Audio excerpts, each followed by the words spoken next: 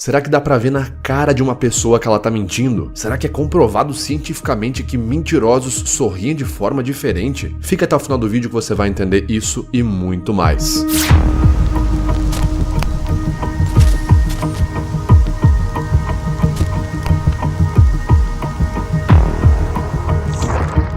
Fala aí pessoal, beleza? Meu nome é Vitor Santos, eu sou especialista em linguagem corporal, investigador profissional e perito técnico das microexpressões faciais. E você está no canal Metaforando, o maior canal de linguagem corporal do mundo. E hoje falaremos sobre o Dupe in the Light, um comportamento não verbal que é frequentemente reconhecido como o sorriso do mentiroso. Vamos explicar tudo, mas antes vale a pena lembrar. Se você gosta de estudar linguagem corporal, de entender mais sobre as pessoas ao seu redor e de analisar o comportamento não verbal, já clica no botãozinho aqui embaixo, inscrever-se e inscreva-se você também aqui no canal Metaforando. Curta e compartilhe também esse vídeo para nos ajudar. Sem mais delongas, bora para análise. O sorriso do mentiroso. Será que existe alguma coisa assim? Como já é falado aqui no canal Metaforando desde 2017, não existe na literatura científica sobre o comportamento não verbal e muito menos em livros clássicos sobre o tema, como por exemplo Telling Lies, próprio Detecting Deceit do professor Aldrich,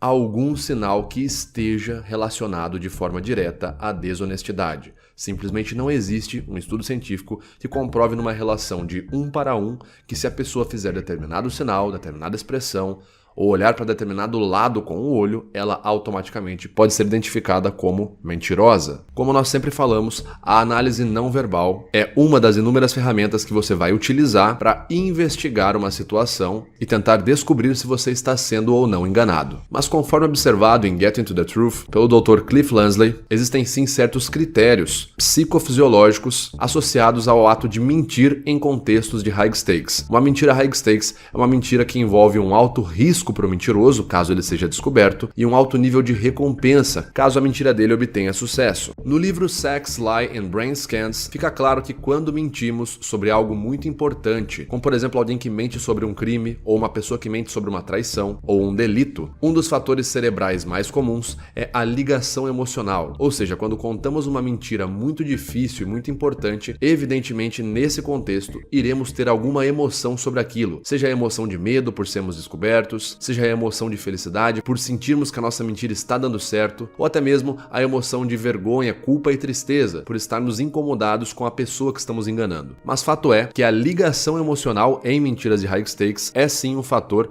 de algo que acontece no cérebro. E pegando esse tipo de contexto em Telling Lies, as pesquisas de Paul Ekman indicam que alguns comportamentos emocionais são mais comuns durante a desonestidade. E um deles é a sensação de satisfação por achar que a nossa mentira está dando certo. Isso muitas vezes se traduz no rosto na forma de um pequeno sorriso, chamado de Dupe in the Light. Dupe in the Light é o comportamento emocional experienciado por uma pessoa quando ela está mentindo. Como já mencionado, em Telling Lies, Ekman define o Dupe in the Light como a sensação de satisfação durante a sua dissimulação que pode manifestar um determinado comportamento facial, traindo a performance do mentiroso naquele momento. Charles Ford diz que o Dupe in the Light, além de ocorrer durante a dissimulação, pode resultar do sucesso de uma piada. Então a sensação do Dupe in the Light seria algo parecido com o que sentimos quando contamos uma piada e todos em volta riem. Uma sensação prazerosa associada ao que os outros estão sentindo pelo que a gente está falando. Mas voltando para o Dupe in the Light durante a dissimulação. No livro A Linguagem das Emoções, Ekman menciona que justamente pelo prazer que o mentiroso experiencia ao assumir riscos e enfrentar o desafio de controlar outra pessoa através da sua mentira, é comum que ele experiencie desprezo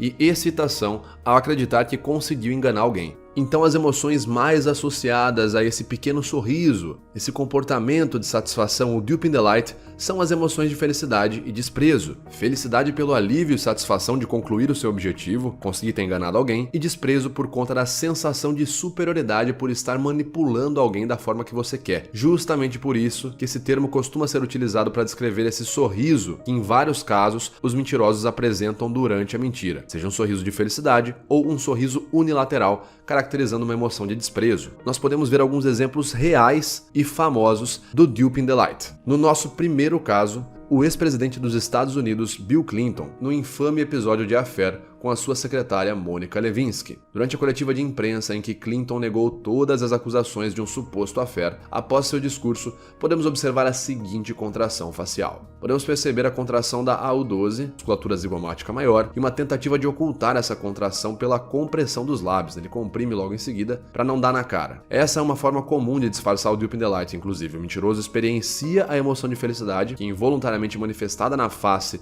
através de um sorriso. Como no contexto da mentira, grande parte das vezes a emoção de felicidade não é a emoção mais apropriada. E como forma de disfarçar, é comum que o mentiroso tente conter esse sorriso, ou comprimindo os lábios, ou até mesmo tentando esconder a boca com a mão. Aqui então Clinton provavelmente sentiu que estava enganando muitas pessoas ao negar as acusações, mas como todos sabem, algum tempo depois foi encontrado material genético dele, Clinton, nas roupas dela, Monica Lewinsky, e foi confirmado então o affair. Um segundo caso muito conhecido é o de Diane Downs, a mãe que atirou contra seus 3 filhos, matando um deles. Na época, antes de ser descoberta, Diane dizia que um homem a abordou no meio da estrada, atirando contra o seu carro e atingindo seus filhos. Ela ficou muito famosa, foi dar várias entrevistas em programas de TV, dizendo que queria justiça pelo que tinha acontecido com os filhos dela, e claro que tudo isso antes da investigação policial descobrir que ela mesma era assassina. But at night, when I close my eyes, I can see Christy reaching her hand out to me while I'm driving, and the blood just keep coming out of her mouth. And that, maybe it'll fade too with time, but I don't think so. That haunts me the most. Durante uma entrevista, enquanto Diane falava sobre suas lembranças daquele dia e da imagem de sua filha que faleceu, ela exibe a seguinte contração facial.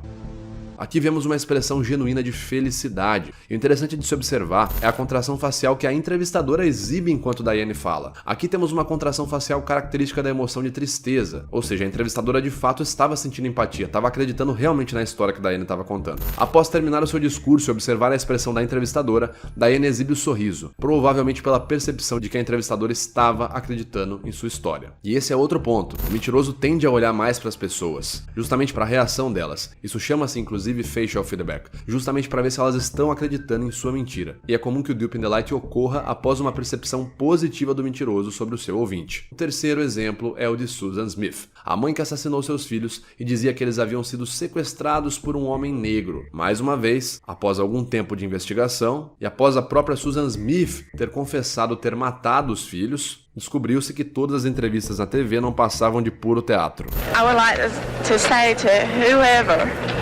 has my children that they please bring them home to us where they belong.